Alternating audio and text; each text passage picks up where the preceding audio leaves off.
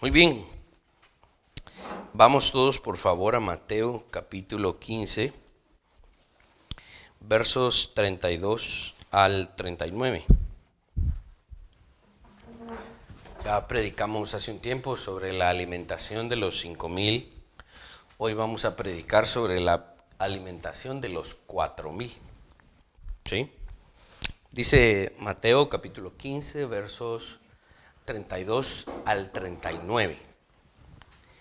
Y Jesús, llamando a sus discípulos, dijo: tengo compasión de la gente porque ya hace 3 días que están conmigo y no tienen qué comer. Y enviarlos en ayunas no quiero, no sea que desmayen en el camino. Entonces sus discípulos le dijeron: ¿de dónde tenemos nosotros tantos panes en el desierto para saciar a una multitud tan grande? Jesús les dijo: ¿cuántos panes tenéis? Y ellos dijeron: 7 y unos pocos pececillos. Y mandó a la multitud que se recostase en tierra, y tomando los 7 panes y los peces, dio gracias, lo partió y dio a sus discípulos, y los discípulos a la multitud.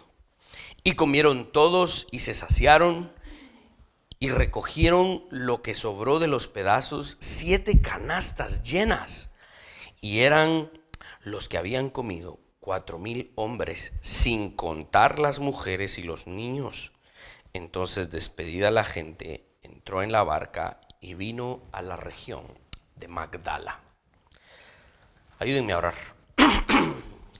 Padre Celestial, en esta mañana hemos leído nuevamente la Escritura, hemos leído nuevamente una porción de tu palabra, un relato maravilloso del poder milagroso que tú poseías en ese momento y sigues teniendo, porque eres el único Dios que existe. En esta mañana abre nuestros ojos a las verdades escondidas de tu palabra, que encontremos las riquezas más grandes, Señor, que el mismo oro y la plata, que lo que encontremos acá sea tan preciado, que lo atesoremos tanto, Señor, que lo sepamos también poner en práctica y que nuestra boca no pueda callar de lo que hemos aprendido hoy. Ayúdame como el expositor a no separarme de lo que fue originalmente inspirado. Ayúdame a exponerlo claramente para nuestra edificación. Sé tú glorificado una vez más en esta reunión por medio de lo que predicamos. Amén.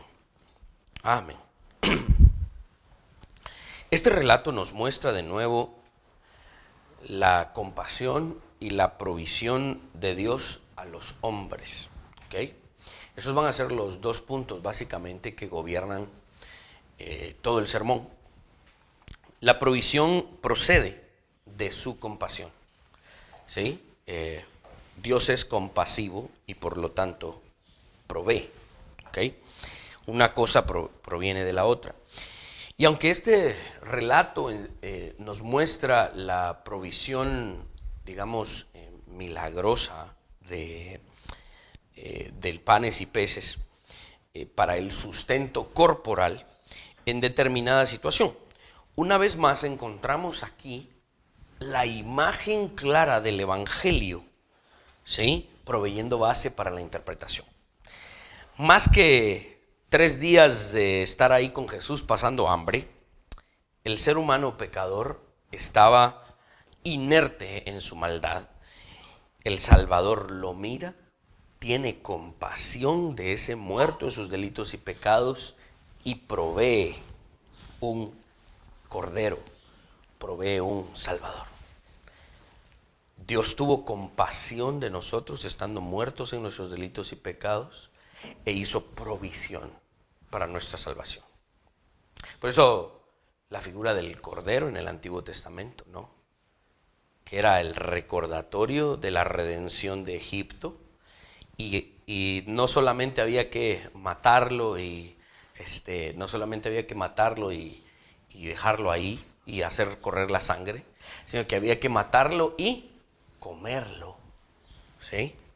La idea de la Pascua para nosotros ya no es tan, digamos, significativa hoy, porque ¿qué hacemos hoy? Comemos el pan y tomamos el vino. Pero en el Antiguo Testamento era comer ese cordero. Entonces era recordar que con mano fuerte Dios nos sacó de Egipto y este cordero que algún día vendrá, pero que hoy lo tenían allí, lo comían. Esa es la imagen otra vez del Evangelio, ¿no? Que ha sido para nuestra provisión de salvación. Dios provee un cordero puro y sin mancha para la salvación del pecador. Eso es lo que Dios proveyó para ti y para mí.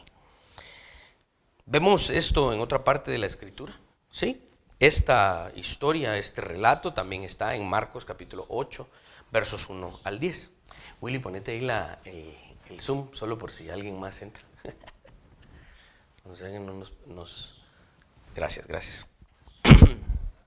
Vemos esto en otra parte de la Escritura, claramente.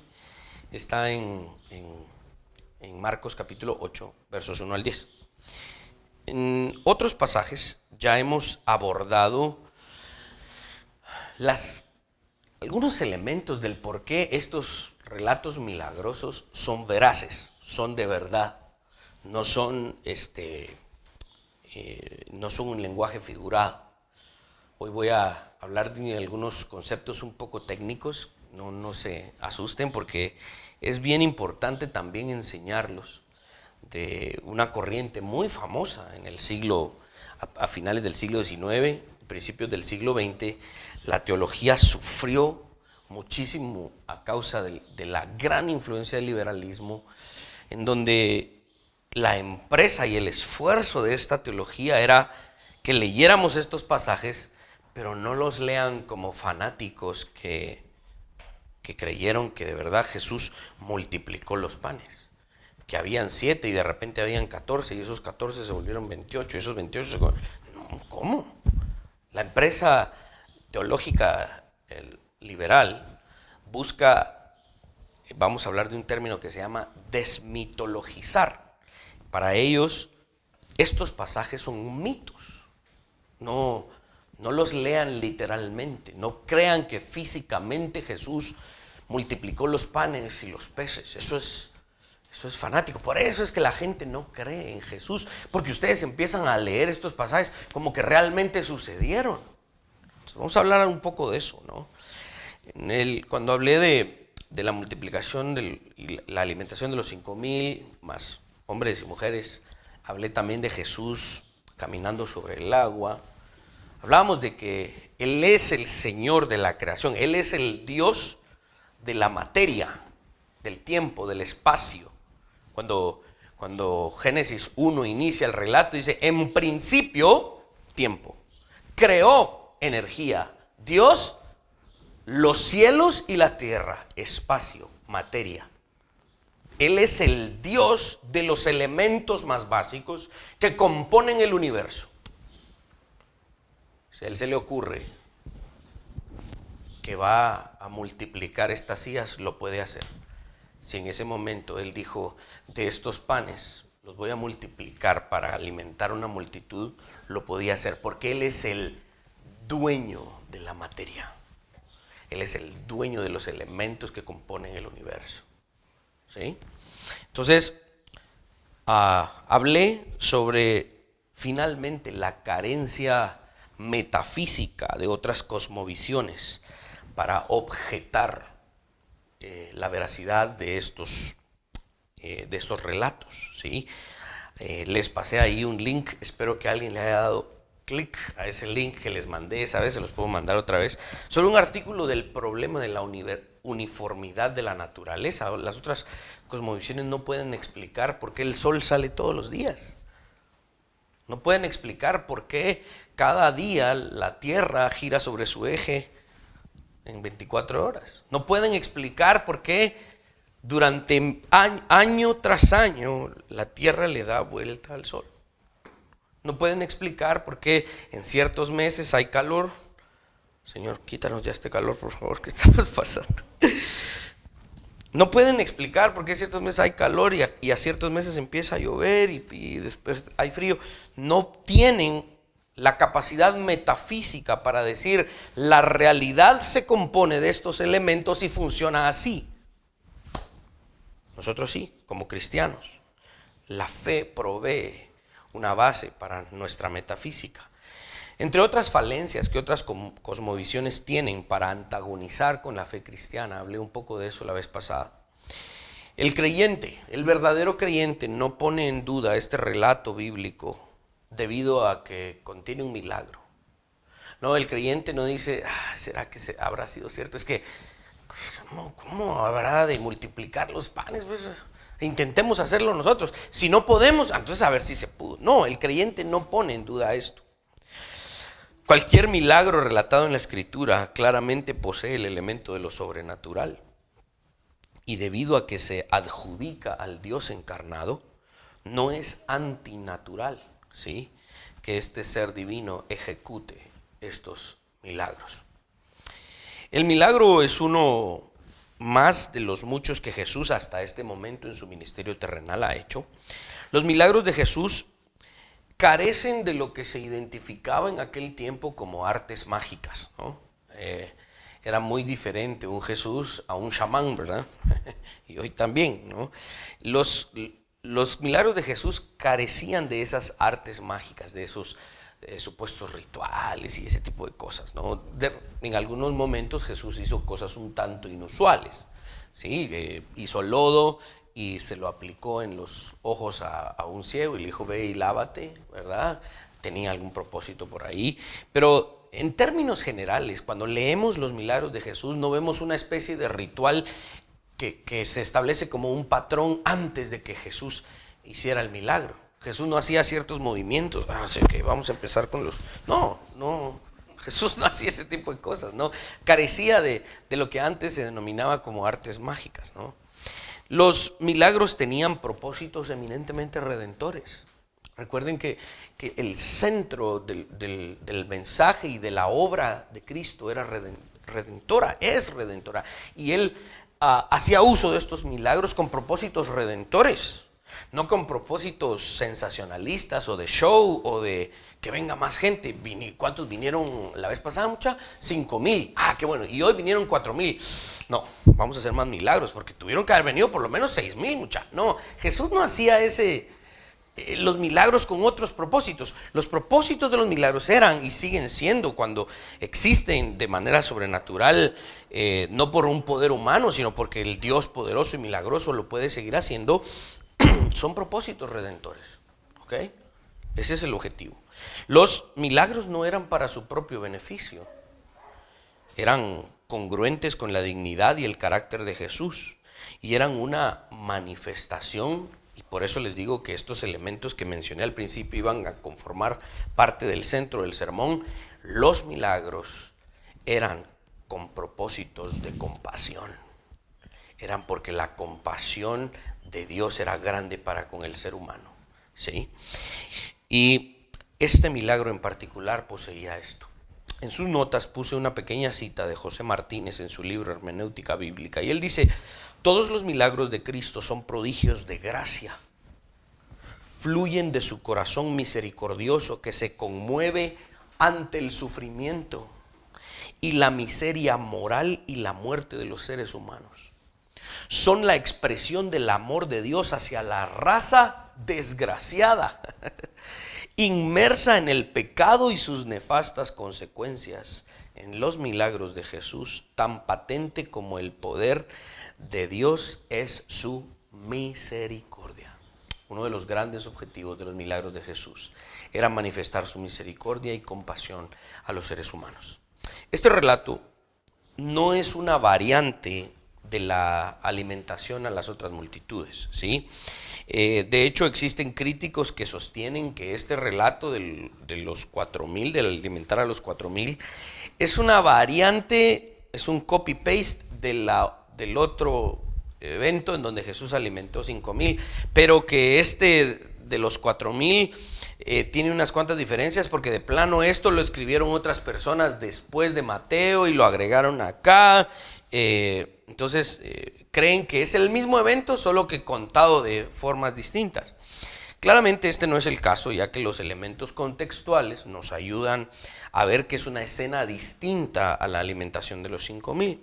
Primero, es en un lugar geográfico distinto. Mateo lo deja claro. La cantidad de panes y peces que Jesús utiliza es distinta, ¿sí? Aquí hay 7 panes, unos cuantos pececillos, en el otro habían 5 panes y 2 peces. De hecho, algunos creen que el término griego que se utiliza aquí para pececillos realmente es sardina. Ya me dieron ganas de una sardina para el almuerzo. Y que digamos que la cantidad también de lo que sobró al final de esta alimentación es distinta. La palabra que se utiliza para canasta o cesto acá en esta escena también es una palabra distinta. En la de los 5,000 era una canastilla pequeña en donde cabía un almuerzo para 1 o 2 personas. Aquí sí son canastas más grandes que se utilizaban, digamos, en el área gentil. Entonces, habrían muchos elementos que nos permiten con claridad ver que estas son 2 escenas distintas. No es la misma de la alimentación de los 5,000. De hecho, la alimentación de los 5,000 es para la gente que estaba en Israel y este lugar geográfico es gentil. Esta alimentación es para gentiles. Más que la cantidad de personas, este relato es distinto al anterior en un aspecto específico, y es lo que les acabo de mencionar. Este milagro fue hecho a gentiles. En el relato de la alimentación de los 5,000, leemos que el territorio era un territorio israelita. Podemos ver que en esta ocasión no fueron los discípulos los que propiciaron la alimentación de los 5,000, ¿sí? La alimentación de los 5,000 fueron los discípulos los que dijeron: Señor, mira la gente aquí ya, pobrecita, hombre, dale de comer, esto y lo otro. Algunos predicadores se atreven a decir que en esta alimentación de los 4,000, los discípulos estaban como que vámonos ya, estos son gentiles, ¿ah? Ni les demos de comer. Aquí es Jesús el que propicia la alimentación de toda la gente, ¿no? Aunque no conocemos los corazones de los discípulos en este momento, lo que sí podemos tener con certeza es que Jesús tenía un corazón compasivo, tanto para los israelitas como para los gentiles. Este es el corazón compasivo de Jesús. John MacArthur dice que esta es la primera vez que Jesús dice la frase: tengo compasión de la gente. En general, la compasión que Jesús tiene la describen otros. Está relatando un pasaje y dice: y Jesús tuvo compasión y Jesús vio a estos como ovejas que no tenían pastor. Entonces, un tercero está diciendo que Jesús tenía compasión. Pero este pasaje es significativo, propone MacArthur, porque dice que aquí Jesús mismo dijo: yo tengo compasión de la gente. No es que en las otras veces no la haya tenido, pero el punto es que aquí Jesús fue enfático. Sí, lo leemos en primera persona. Ahora, es significativo primero porque esta expresión, yo tengo compasión de la gente, nos ayuda a confirmar que sus duras palabras a la mujer cananea, ¿se recuerdan? Nunca tuvieron la intención de hacer menos a los gentiles. Por eso es tan importante predicar verso por verso, pasaje por pasaje, porque Mateo trae una línea de argumentación, nos está comunicando algo. ¿Sí? Las palabras supuestamente duras de Jesús a la mujer cananea realmente nos ayudan a entender que se abre como el chorro de la compasión y bendición de Dios a los gentiles. Vamos de la mujer cananea a los milagros que le hizo a la gente y ahora a darles de comer a estos que les hizo milagros, ¿no? Nos confirma que el ministerio de Jesús, su obra redentora, también estaba dirigida a los gentiles. A nosotros de nuevo eso no nos parece tan significativo, pero a todo el movimiento israelita, judío y lamentablemente también el movimiento judaizante, que es el movimiento gentil esforzándose para regresar a lo ceremonial del judaísmo, esto es significativo. Ellos realmente no han tenido en cuenta que Jesús sí fue compasivo desde el inicio de su ministerio, no solo para con sus 12, no solo para con los 70 que le seguían, no solamente para la gente de Israel, sino que también para los gentiles. Y este pasaje es un punto bien importante. Para este punto parece ser que la escena con la mujer cananea fue como una llave que Jesús abrió, ¿sí?, para el derramamiento de su gracia y compasión a todas aquellas personas que el judaísmo desechaba simplemente porque estaban fuera de los límites territoriales del primer siglo, del Israel del primer siglo. En segundo lugar, esta expresión de Jesús, yo tengo compasión de la gente, es significativa porque en este grupo al que Jesús le tiene compasión, nosotros también nos podemos incluir. Nosotros somos esos gentiles de los cuales Jesús tuvo compasión. Su compasión en última instancia también era para nosotros. J.C. Riley escribe que es un hecho curioso y sorprendente que de todos los sentimientos experimentados por nuestro Señor cuando estuvo en la tierra, ninguno se menciona con mayor frecuencia como la compasión. Qué interesante. La palabra que se traduce al español como compasión viene del griego splachnizomai, ¿sí? Ser conmovido en sus entrañas, apiadarse. Yo no sé si ustedes alguna vez han tenido esa experiencia, pero yo he tenido algunas experiencias de ir a hacer trabajo humanitario, trabajo social a comunidades bien alejadas, ¿no? Aquí en nuestro mismo país. De verdad encuentra uno la situación tan precaria y difícil de una persona que uno no se puede contener y ayuda, ¿sí? Recuerdo muy bien allá en la cima de los Cuchumatanes, aquí en Huehuetenango, ¿no? Recuerdo que cuando llegamos a una comunidad que estaba ahí, había unos niños que tenían las mejillas como, básicamente eran quemadas, ¿sí? Las mejillas estaban quemadas por el frío, y eran unos niños así cachetones, ¿no? Pero delgaditos, pero cachetones. Era como una inflamación y estaba roja y estaba como destruida y tenía como unas llagas.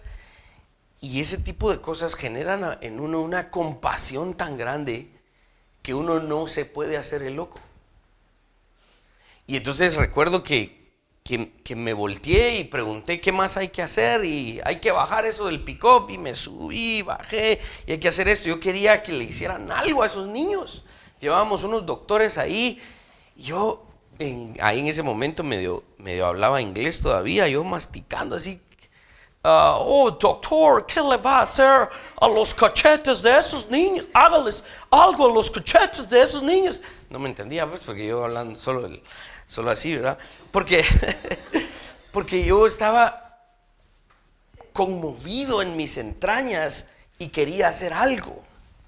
No sé si alguna vez ustedes han tenido esa experiencia, pero eso es en una mínima expresión lo que el Señor sintió cuando te vio en tus delitos y pecados.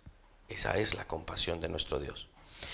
Jesús fue conmovido profundamente, lo cual jamás es una muestra de debilidad.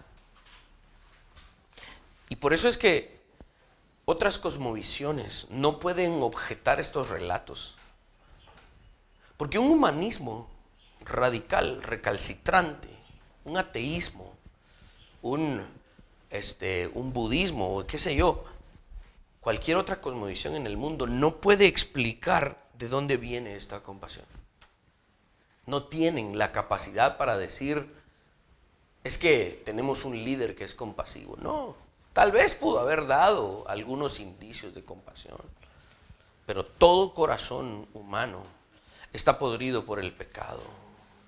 Y las deidades inexistentes no tienen la capacidad de transmitir compasión y mostrar compasión.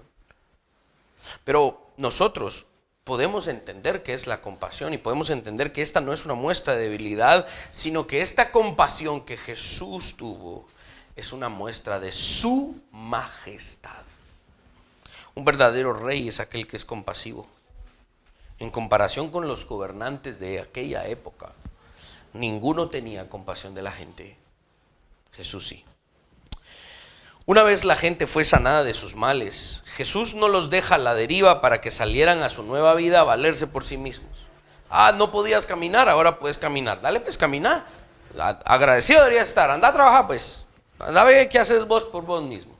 La belleza de esta imagen radica en que el Salvador no solo proveyó sanidad y después de eso nada más. De hecho, es todo lo contrario. La gente fue provista de sanidad y del sustento corporal, pero no se queda allí. Este milagro de provisión es para recordarle al que ahora está sanado, aquel que ahora puede caminar, que ahora puede oír, que ahora puede ver, ¿sí? Se llevó un mensaje claro a partir de esta maravillosa experiencia. Este doctor me curó, me dio sanidad y me dio de comer. Y cuando me vaya de su presencia, cuando descienda de este monte y vaya a vivir mi vida, ahora tengo que recordar que todos los días Él me va a proveer. Él es mi proveedor. Si los versos anteriores nos enseñaron,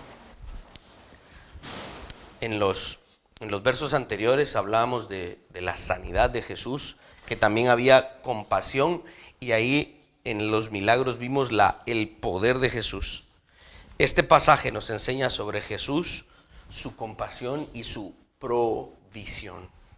Todos estos conceptos que describen a Jesús como un rey poderoso, compasivo y proveedor, están atados íntimamente como un paquete completo a su redención. La redención es el concepto amplio, grande y que es que conjuga todos estos elementos. Debido a que Jesús redime, salva, es compasivo, es proveedor, es sanador. Todos estos elementos no están tirados al azar, todos estos elementos están conjugados en el mismo paquete de la redención. Cuando Jesús ha sanado y provisto para alguien, es porque lo ha redimido. Cuando Jesús pregunta y le traen los panes y los peces, dice que dio gracias. Esta frase se traduce del griego eucaristeo, es de donde se saca la palabra eucaristía, ¿no? Que significa dar gracias según la costumbre al inicio de las fiestas o en general antes de comer, ¿sí? Esto es básicamente Jesús dando gracias por los alimentos, la pequeña provisión que ahora Él utilizará para multiplicarla. Este milagro estaba a punto de convertirse en una fiesta, en un motivo de gozo. No solo porque habría alimentos, sino por su significado último. Este milagro, estas sanidades, esta maravillosa experiencia multitudinaria tenía un significado último: salvación, compasión, provisión a los gentiles. Ahora Jesús pasa a dar a sus discípulos el alimento y de nuevo podemos leer de su poder sobrenatural para multiplicar de manera asombrosa los panes y los peces, produciendo así más que suficiente para esa multitud que allí estaba. El detalle del lugar desolado en el que estaban es importante. Ellos estaban en un monte en el desierto, ¿sí? Esto es bien importante porque nos ayuda a aclarar que fue un milagro por el lugar en donde estaban.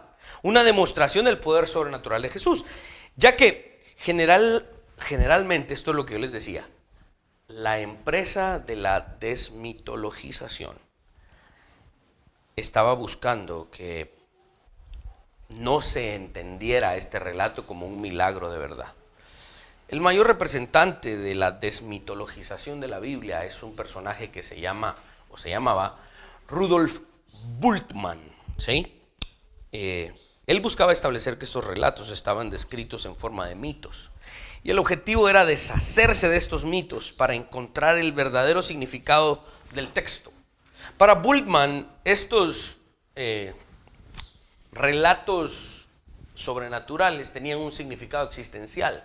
Él decía que este relato teníamos que leerlo como un mito, que realmente no sucedió, y que el objetivo detrás de esto era el tema de la salud, del cuidado del cuerpo, porque había unos enfermos. Era un significado existencial. Él era finalmente un promotor del existencialismo. Por lo tanto, los mitos había que desecharlos. Entonces iba a través de la Biblia él chasajeando los relatos, ¿no? Y diciendo esto que fue un milagro, realmente no lo fue, no lo lean así. Él lo iba buscando que la Biblia se acomodara a lo que él pensaba y creía. Para Bultmann y todos sus seguidores liberales, todos estos eventos sobrenaturales de la Biblia eran solamente mitos, y este era el problema, carecían de veracidad histórica. Para Bultmann y los liberales esto no tiene valor histórico. Solo para que veamos lo desastroso de la empresa desmitologizadora de Bultmann. Bultmann, antes de su muerte, concluyó que la muerte de Jesús en la cruz no fue más que un mito creado por los primeros cristianos para impulsar la doctrina de la salvación. Bultmann llegó a negar la muerte de Jesús en la cruz. Bultmann negó la resurrección y negó la ascensión de Jesús al trono. Él terminó negando todas estas doctrinas que para nosotros son fundamentales y están en los credos históricos que conforman la ortodoxia. De hecho, esas conclusiones de Bultmann son exactamente las mismas palabras que el ateo más famoso que hoy en día existe, Richard Dawkins, utiliza en sus presentaciones. Es como que Richard Dawkins estuviera leyendo a Bultmann cuando él dice: Jesús, esa es una historia creada por los primeros creyentes en el primer siglo. Es la empresa de la desmitologización. Como pastor de esta iglesia, tengo el deber no solo de predicarles, sino persuadirles por medio de la exposición clara que este relato es una prueba del poder natural de Cristo, quien no estaba atado a los límites de los hombres naturales, sino que como Señor y Creador de todo, tenía el poder de obrar milagrosamente en ese momento, ¿sí? Y hoy también tiene tal poder. Mateo relata claramente que este Jesús era el Hijo de Dios, a quien la creación le obedecía. Este Dios hombre podía sanar enfermedades imposibles, volver a los muertos a la vida, caminar sobre el agua, calmar la tempestad y los vientos con su boca, y también podía multiplicar la materia de una manera no convencional. ¿Por qué digo no convencional? Digamos que si en ese caso habían 4,000 hombres, sin contar mujeres y niños, estamos hablando de una multitud, algunos teólogos creen que de más de 15,000 personas en ese momento. Calculando, ya que no tenemos el detalle de este número, ¿no? De manera convencional, ¿se podía alimentar a una multitud de 4,000 personas? Claro. Digamos que había que hacer una flota de barcos para ir a hacer una pesca gigante. Había que hacer no sé cuántos, habría que poner a hornear no sé cuántas cosas de pan, ¿sí? Y luego de eso había que buscar la manera de transportar todas esas toneladas de alimento hasta aquel lugar desolado donde Jesús estaba y empezar a repartir todo eso que se había pescado, cocinado, ¿sí? Y luego trasladado. ¿Podría haberse hecho eso? Sí. ¿Cuánto hubiese durado de tiempo? Pero hubiera sido pragmáticamente, en cuestiones prácticas, hubiera sido casi imposible. Si uno analiza las posibilidades, realmente es más fácil interpretar y llegar a la conclusión de que en ese momento Jesús, cuando dio gracias y empezó a multiplicar y a repartir, esa multiplicación sucedió en sus manos poderosas de manera inmediata para poder alimentar a esa multitud. El verso 33 deja en claro que esta forma convencional de multiplicar, de ir a pescar, de ir a hornear panes, para dicha multitud no sucedió. Dice el verso 33, ¿de dónde tenemos nosotros tantos peces, tantos panes en el desierto para saciar a una multitud tan grande? El verso 33 deja en claro que el ir a pescar y a hornear no era una opción. Por mucho esfuerzo que el liberalismo teológico ponga en sus argumentaciones en contra de este milagro, sería más difícil creer que se logró de una manera convencional que de una manera milagrosa. En las manos de Jesús, la materia de los peces y los panes se multiplicó en ese momento, en ese instante, en aquel desierto en el que lo convencional era prácticamente imposible. Yo no me quedé tranquilo con todo esto y me puse a buscar y leer y entre mis artículos y entre otras cosas en internet, y encontré un artículo bien interesante. Un matemático creyente en Jesucristo, que no niega la veracidad de estos milagros, sino que las asume, hizo uso de este relato en la Biblia en una clase de matemáticas a nivel universitario. Y creo que era a nivel medio o universitario, no recuerdo. Pero le dijo a sus alumnos que leyeran este relato, o estos relatos de la multiplicación de los panes y los peces, para enseñar el cálculo de las potencias a sus alumnos, un concepto de matemáticas, ¿no? Que es cuando uno dice 2 al cuadrado, 3 al cuadrado, 3 al cubo, ¿no? Para enseñar el concepto de las potencias en las matemáticas. Este fue el profesor Rodrigo Miño, creo que es español, y él escribió lo siguiente en su artículo. Él decía: estamos enseñando el cálculo e interpretación del uso de las potencias. Y me puse a pensar en cómo plantear a mis estudiantes lo ocurrido en este milagro desde un punto de vista matemático. Después de explicar la cantidad inicial de los peces y que debía elevarse a tal potencia, ¿no? Aquí habían unos cuantos pececillos, imaginemos que eran, ¿qué? 3, 4, elevarlo a la tanto. Luego de hacer un cálculo de un logaritmo con la ayuda de la calculadora científica y explicar sus resultados, este matemático termina explicando lo siguiente. Dice: mi reflexión sobre este milagro no solo es matemática, sino también valórica. ¿Qué significa eso? La sola bendición de Jesús, dice, basta para que haya panes para todos. Y además, en Él manifiesta su amor hacia nosotros, ya que le duele que vuelvan a sus casas con el estómago vacío aquellos que habían acudido desde lejos a verlo y escucharlo y que llevaban horas en su compañía. La culminación de su artículo no es una fórmula matemática.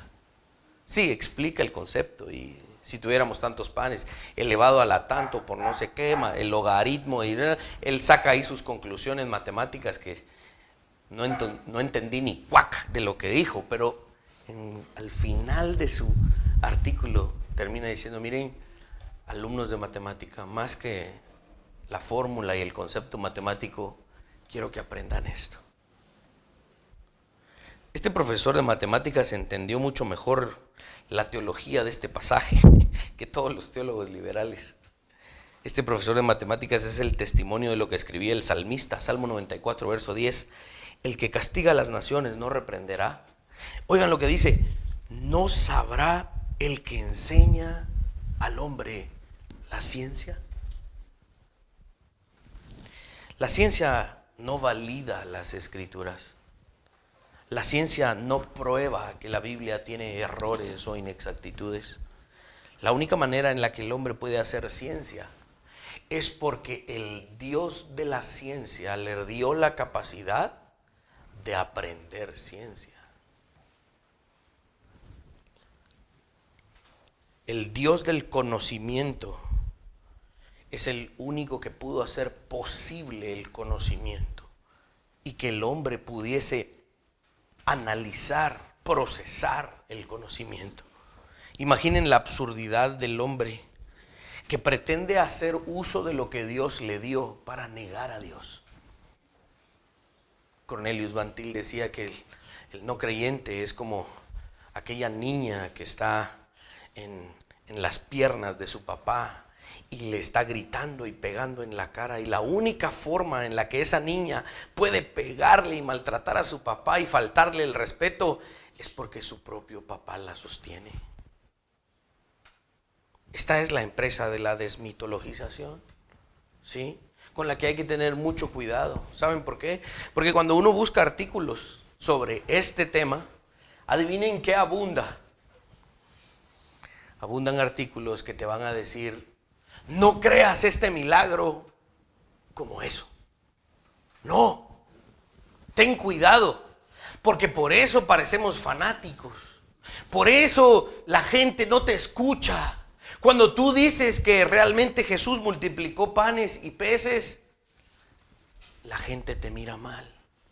Mejor busquémosle una explicación. Y entonces te llevan por una explicación que intenta quitarle la verdad a la Escritura.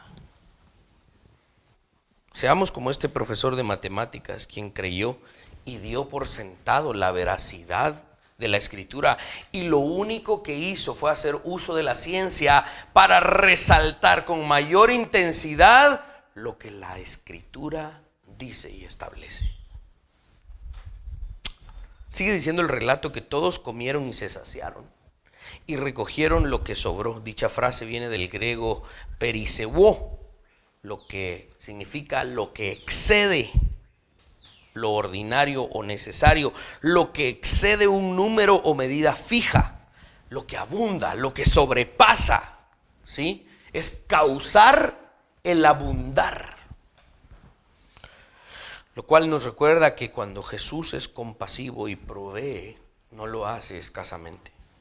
Siempre excede no solo nuestras necesidades, también nuestras expectativas. Terminando esto y despidiendo a la gente, Jesús se fue a la región de Magdala. Algunos han identificado a Magdala posiblemente como el pueblo natal de aquella María que se llamaba Magdalena, María Magdalena, ¿sí? Y se identificaba con un pueblo galileo que se encontraba allí, que se llamaba Tarichea, asociado mucho con la pesca.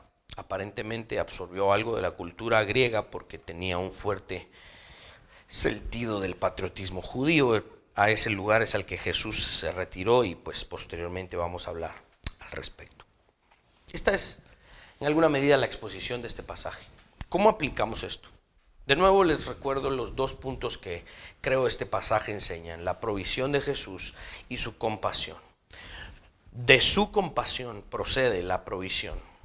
Y hay compasión y hay provisión, sanidad y todo lo demás, porque esto pertenece a la empresa redentora de Cristo. Cuando Jesús redime, sana. Cuando Jesús redime, provee. Cuando Jesús redime, hace todo lo que un hombre y una persona necesita. Y algunos dirán, bueno, pero Jesús salvó a tal persona, pero de todas maneras se murió. Sí, se murió su cuerpo, pero esa persona está viva por la eternidad y esa persona ahora tiene esperanza que ese cuerpo no solo lo recuperará como lo que algún día lo quiso, sino como sus expectativas serán sobrepasadas cuando resucitemos en el día final con Jesucristo. En última instancia es que su redención provee en todos los aspectos de nuestra vida. Ahora, aquellos que están con Jesús nunca morirán de hambre. Pueda que en las pruebas que Jesús permite a sus elegidos pasen hambre, ¿sí? Pero nunca morirán de hambre. Y digamos, si murieran de hambre en esta vida, la eternidad les espera con una provisión en la que jamás volverán a padecer. Matthew Henry escribe que Cristo sacia a los que Él alimenta. Si el Señor te alimenta, estarás saciado. Cuando el hombre se alimenta de su propia mano sin darle crédito a Dios, no se sacia. El hombre debe dar crédito a Dios por la provisión diaria para el sustento corporal. Dice el Salmo 36, versos 7 y 8, cuán preciosa, oh Dios, es tu misericordia. Por eso los hijos de los hombres se amparan bajo la sombra de tus alas. Serán completamente saciados de la grosura, de la abundancia de tu casa. Y tú los abrevarás del torrente de las delicias. Esta provisión es un asunto totalmente palpable en nuestro presente, todos los días, y no debemos simplemente dar por sentado esa provisión, ¿sí? Y olvidarnos de agradecer. Mis hermanos, una de las cuestiones muy prácticas que a mí me interesó más irme por esta vía de la aplicación que por otra, podríamos hablar de muchas otras aplicaciones, pero esta creo que es la más importante que yo quería transmitir hoy. Miren, jamás sientan que Dios nos ha provisto poco. Jamás piensen que Dios nos ha provisto poco. Nunca se vean a sí mismos como personas que ojalá tuviésemos más. Tenemos que tener cuidado porque hay una línea muy delgada entre desear algo porque realmente lo necesito y lo quisiera para mi familia y el llegar a codiciar. Pero más importante es realmente nuestra actitud de entender y decir, bueno, todo lo que tengo, realmente Dios me lo ha provisto. Nunca piensen que lo que ustedes tienen es porque ustedes se lo han conseguido. Sí, todos los que estamos aquí hemos trabajado. Las cosas que tenemos, las tenemos porque hemos trabajado, ¿no? Hay cosas que hemos comprado y hasta nos ha costado mucho y no las podemos pagar de una vez, y entonces tenemos que recurrir a ciertos métodos de pago y me cuesta. Sí, hay cosas que nos han costado. Pero si Dios hubiese dicho, no te voy a dar ni la capacidad de trabajar para pagarlo, no lo tuvieras. Nunca piensen que esta provisión es gracias a ustedes. Nunca. Nuestra provisión es gracias a Dios. Que no solo las palabras de nuestro agradecimiento salgan de la boca por salir. Busquemos demostrar nuestro agradecimiento, porque ese es realmente el punto del agradecimiento, el verdadero agradecimiento en la Biblia. Hace un tiempo hablábamos de esta escena en donde Jesús sanó a 10 leprosos que estaban allá. Jesús, sánanos, por favor. Y les dice, vayan y preséntense allá. Y conforme iban, fueron sanos y limpios. Y regresó a agradecer uno. Todos los 10 estoy seguro que estaban agradecidos. ¿Será que una persona con un cáncer terminal de repente es sanada? ¿Acaso no estará agradecida? Claro. Cualquier persona estaría agradecida. Pero ese no es el punto. El punto no es estar agradecido. El punto es demostrarlo. Y para eso, lamentablemente, hemos sido muy flojos y malos. Mis hermanos, hay que buscar un tiempo todos los días para físicamente arrodillarse. Yo ahora uso un cojín porque ya me duelen las rodillas, pero lo busco hacer, arrodillarme para demostrar agradecimiento por su provisión. Si lo que tuve hoy fueron frijoles y tortillas, hay que demostrar agradecimiento. Ayer me invitaron a comer a un restaurante carísimo. La carne más deliciosa que he probado en mi vida, ustedes. Cuando uno la agarraba se deshacía de lo deliciosa que estaba. Me estaba contando que la cocinaron 24 horas antes, la estaban ahumando. Era algo que delicioso, ¿no? Mi esposa estaba bien brava porque, ¿por qué no me trajiste? Me dijo. No alcanzó, mi amor. Le dije, no alcanzó. Nos dieron solo, es que era tan cara que nos dieron solo para probar un poquito. No, miren, ustedes, yo no como así todos los días, pues, porque no banqueteo todos los días, porque no puedo, pero doy gracias por las delicias que mi paladar prueba. Y también le doy gracias cuando estuve metido allá en Filipinas, comiendo unas cosas que hablaron, chica, ¿por qué me dan esto de comer? Pero gracias también porque había, ¿sí? ¿Por qué? Porque es su provisión y la forma en la que Él provea, hay que agradecerla. Más que decirle a nuestros hijos, comas eso, porque es lo que hay. Pobres niños en África no tienen nada, coma usted. No, más que eso es nosotros como los padres de familia, que nos vean agradecidos por lo que Él ha provisto. ¿Y qué si ahí en esa escena de los 4,000 Habían unos que, ay, no me gusta el pescado.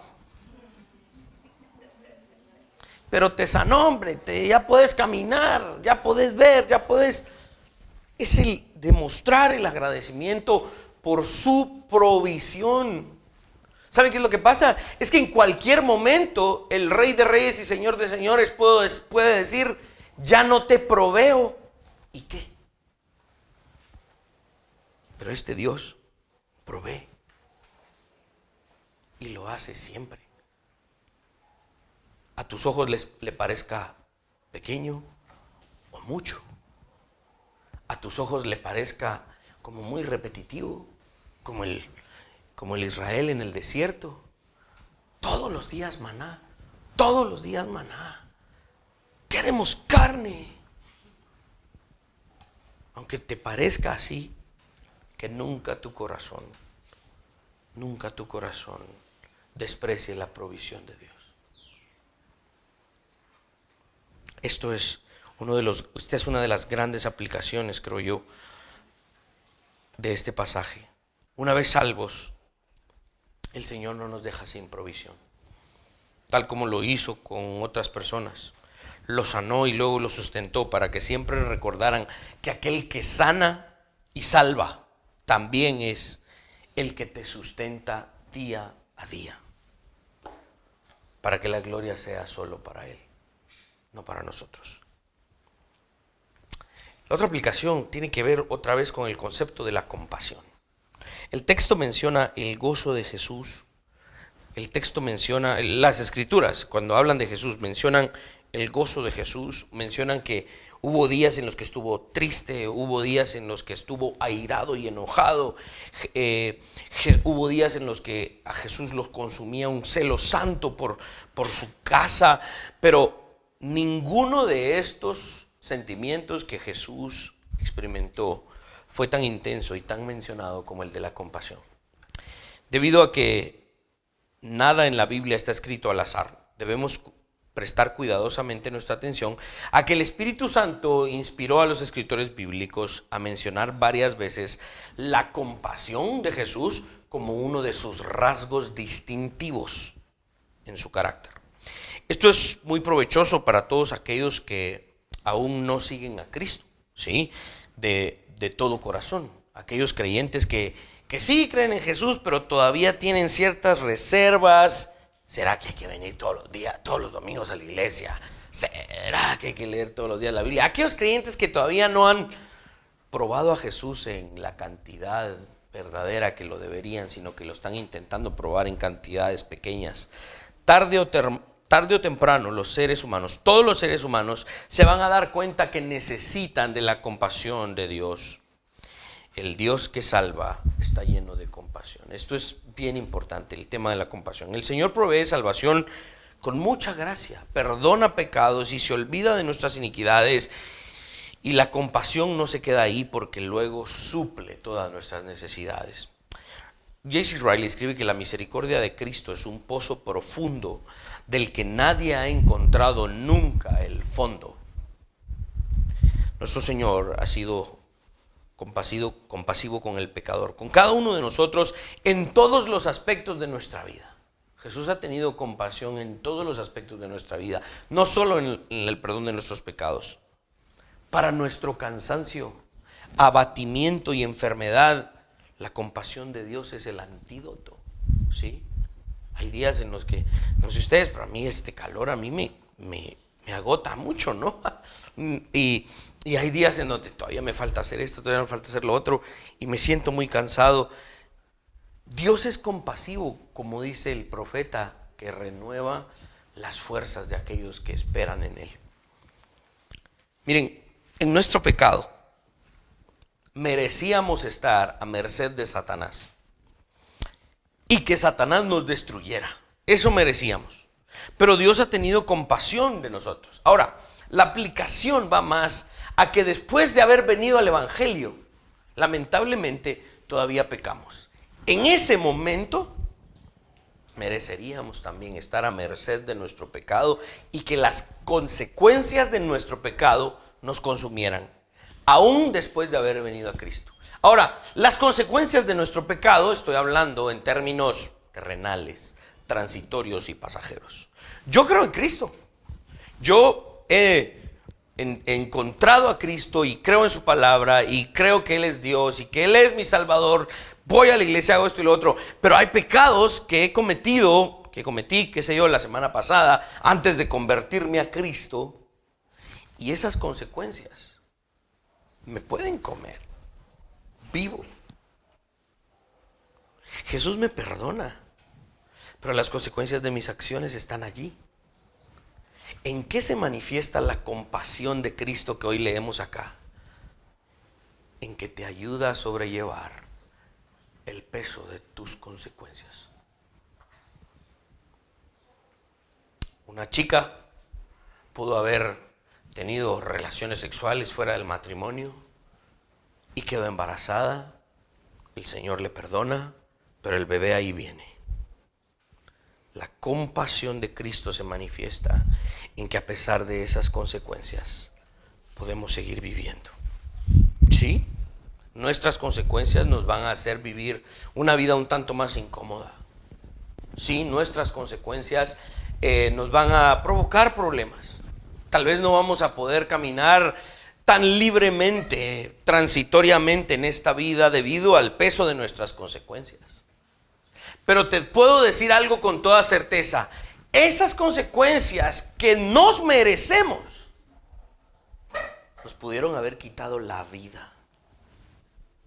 Y bien merecido nos lo teníamos. Si hoy tú te pones a pensar en las consecuencias de tus pecados y crees que las consecuencias de tus pecados han hecho que tu vida hoy sea un tanto incómoda, póstrate y dale gracias a Dios, porque esas consecuencias, estoy seguro, no son ni la mitad de lo que te mereces. ¿Ves la compasión del Señor? Merecíamos estar expuestos a las garras del enemigo y a merced de nuestras consecuencias. Sin embargo, Dios tiene misericordia de nosotros. Yo me pongo a pensar en las tonteras que he hecho. Y me pongo a pensar de verdad en lo que hoy hubiese sido mi vida si Dios no hubiese tenido compasión de mí. Cuán importante es la compasión que Dios tiene de nosotros para poder vivir todos los días. El único que necesita compasión no es el incrédulo. Los creyentes necesitamos la compasión de Dios todos los días. Por eso el salmista decía, el Salmo 51, ten piedad de mí, conforme a tus misericordias, borra mis rebeliones. Y lo decía no un incrédulo, lo decía un creyente, aquel que la Biblia llama un hombre conforme al corazón de Dios, un título que pareciera quedarle muy alto a un ser humano. Ten piedad de mí, ten compasión de mí. ¿Qué aplicación extraigo de acá? Hermanos, que no pase un solo día en el que ustedes pidan compasión para ustedes y para su familia. Porque si Dios no tiene compasión, créanme, los peligros de nuestros pecados están instantáneamente dispuestos a arruinarnos la vida. Si no es por la compasión de Jehová, no estaríamos vivos. Recordemos a cada momento este hermoso verso, esta poesía de Lamentaciones 3:22. Dice, por la misericordia de Jehová no hemos sido consumidos, porque nunca decayeron sus misericordias, nunca decayó su compasión. Ay de nosotros, si entendemos esto, ay de nosotros si no demostramos a otros la compasión, aunque sea un poco de la mucha que Dios nos dio.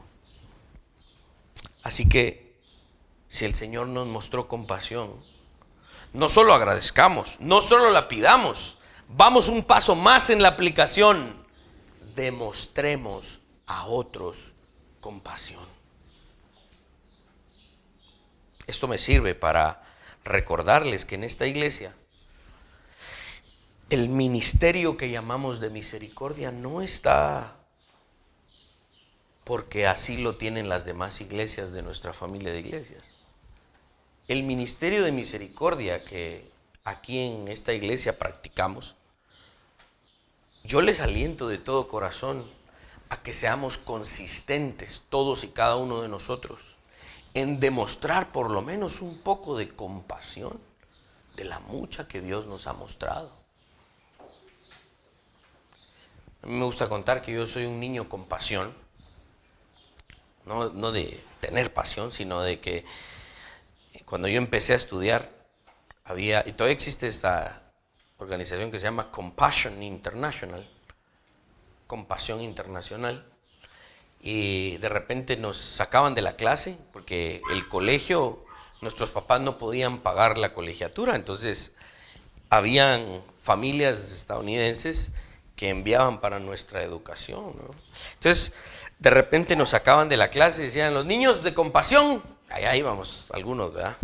Y íbamos corriendo y nos daban una foto de la familia que había estado pagando para nuestra educación. Nos daban una taza de plástico con jugo de naranja y daban unos gansitos que venden en la Pavalier. Cada vez que pasamos ahí le digo a Cindy, cómprame, porque me recuerda cabal esos momentos de que hubo gente que tuvo compasión de mí. Y por eso en nuestro presupuesto familiar todos los meses tenemos destinada una cantidad para mostrarle compasión a alguien.